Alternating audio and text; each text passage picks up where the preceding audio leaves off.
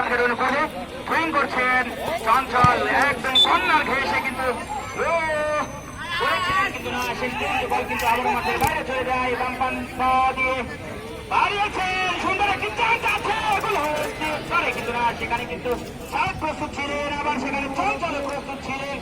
বল কিন্তু হৃদয় বাম প্রান্তে খেলতেছেন। আজকে এই হৃদয় আসলে 6 নম্বর চঞ্চল, আবারও কাউন্টার অ্যাটাক চলতেছে, কিন্তু সেখানে হয়তো বাধা দিয়েছিলেন, দুর্বলভাবে বাধা দেওয়ার কারণে হয়তো পড়ে গেছে। বল কিন্তু মাঠের বাইরে চলে যাওয়ার কারণে কিন্তু আবারও থ্রোয়িং গেল দুবুলিয়া স্পোর্টিং ক্লাবের অনুকূলে।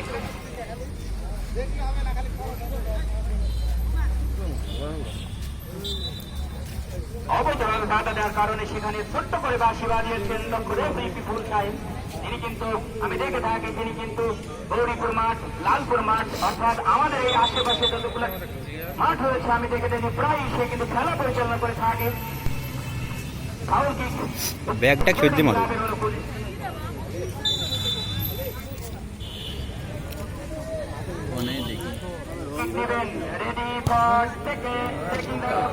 বাইরে মারেছে।